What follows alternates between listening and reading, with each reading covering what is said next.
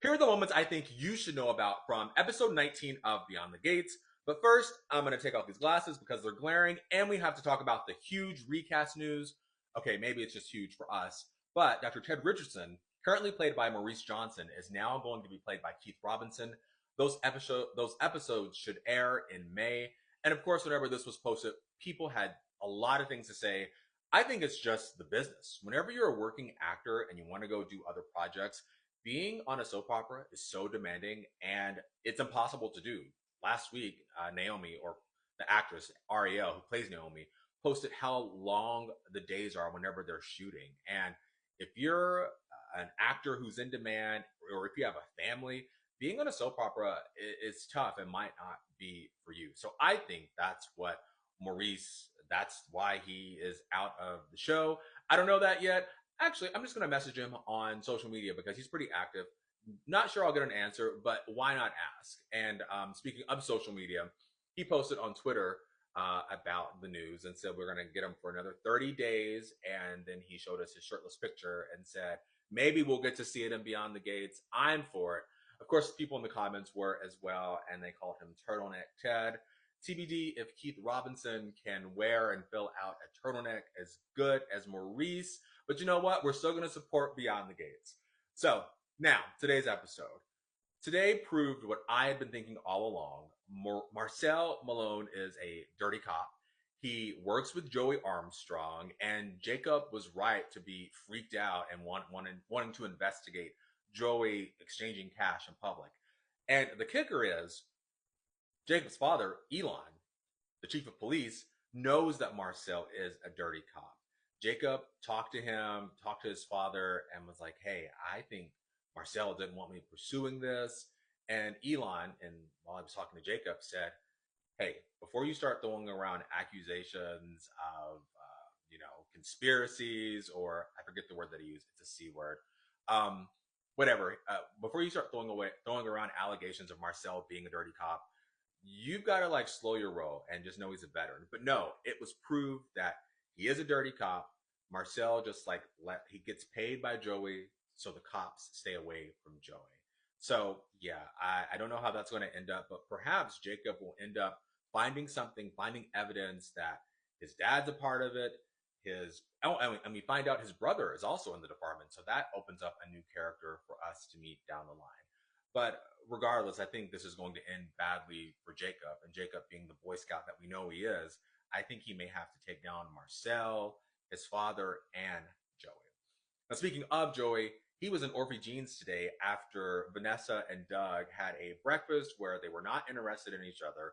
Whenever he ran off to the hospital, also the casino, he kisses Vanessa, and she doesn't even kiss him back. You know those kisses where like you just, it was, yeah, she's not interested in him. But as soon as he slipped away, Joey slipped into the booth and told Vanessa, hey, I hear you're the best at what you do. My mom is sick. I want her to be able to age in place in her home. And I need to find a home that is for someone who's elderly. Now, Vanessa, she is equal opportunity. Like I said in my other video, red and yellow, black and white, they are precious in her sight. And she's okay with getting with an old head, as they called him in the show, which I love the use of old head, like, because clearly only we use that. But it's okay because this is a black show, and the people who aren't black that get to use old head, they're using it, and I love that. So anyway, there's that whole scene where they're together, and actually, Doug comes back because he forgets his badge, and he sees Joey and pretends like he doesn't know him, which again, because he's a gambling addict and he's gambling at that casino, he doesn't want his wife to know about that. So Joey leaves, Doug leaves first, then Joey leaves, and then Diego slips in. Also, I don't like how people are just slipping in from the side of the booth. Like, I don't like that. Like, make them walk up. Anyway, Diego was there, and he had a lot to say about Vanessa talking to this old man. He said, you went from robbing the cradle to the grave, which is like, wait, dude, like, how much older is Vanessa? I know in the show, but like in real life, I don't think Vanessa's that much older than you. I don't know. I don't know these people's ages. Regardless, Diego is in love with Vanessa, or really wants them to be exclusive. And she again says, you don't tell me what to do. I can do whoever I want, whenever I want. And you know what? I support women. always. And if Vanessa wants to sleep around with young trainers, her husband, and an old head who deals drugs and probably deals drugs and runs a casino, please be my guest. Um, and of course, Vanessa and Diego end up having sex at the country club because he's going to go work out or train her. And yeah. Anyway, I just don't see how all these people are having sex with all the staff around, which we need a staff member giving all the tea out here in the world. But you know, people get paid really well there. I'm rambling because I don't know where I'm going after this. Oh, the country club. So we get some scenes with with Chelsea and Kat, and Chelsea is, I think the show opens up with Chelsea doing a little social media post. Basically, her and Kat's storyline is Kat's like, dude, you gotta like tell your mom I'm done with modeling. I'm gonna drop this business, this purse business. And Chelsea's like, all my mom has is me because her marriage is over and she's, you know, trying to relive her glory days. And so that's their whole storyline. Something interesting did happen. Eva was at the hospital, and this involves Kat, but Eva was at the hospital and she sees Tomas, but she pretends like she doesn't see him.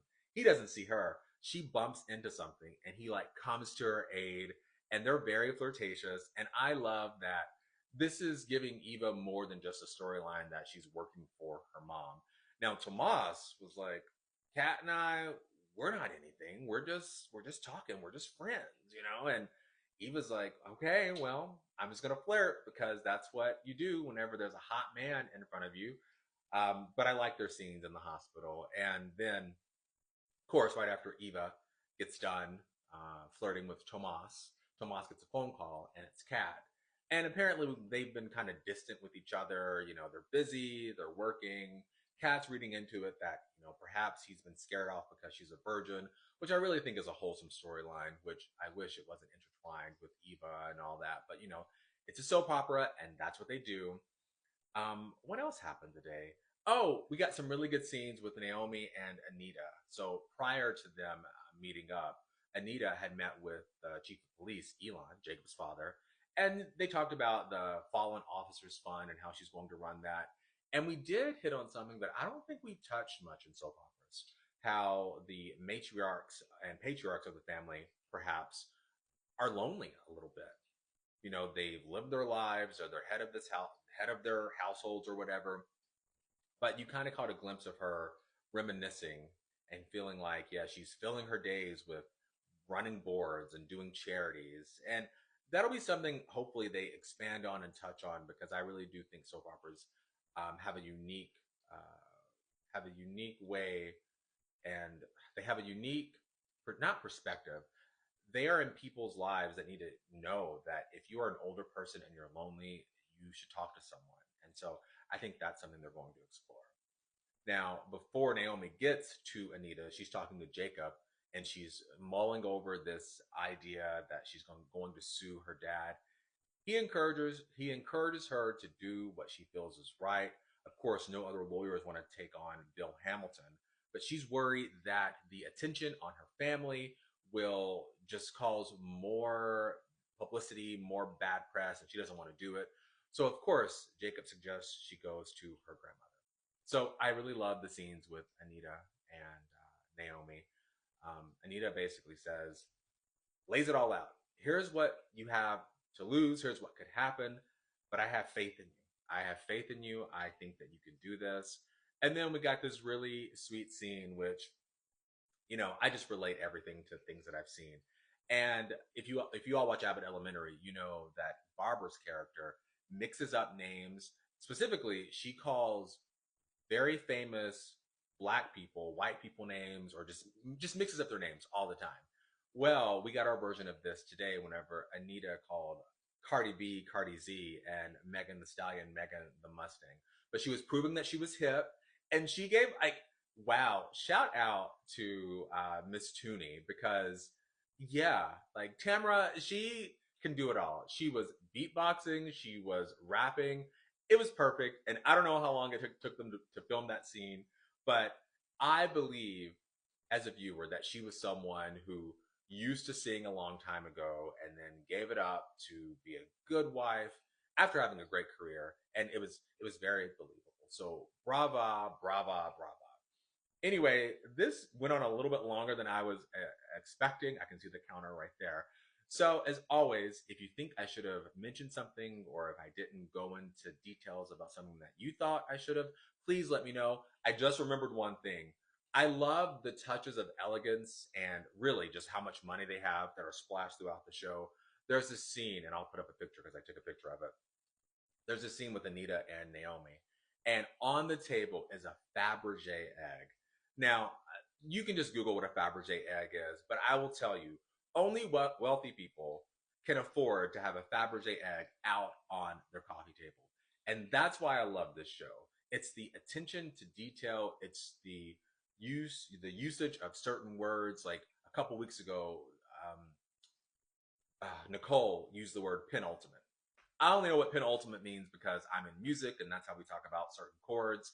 But she was talking about getting on her penultimate nerve. Just like the language they use, how they dress, it's giving very posh, and I'm appreciative of it. So again, if you think I should have included something else, please let me know in the comments, and I will see you tomorrow.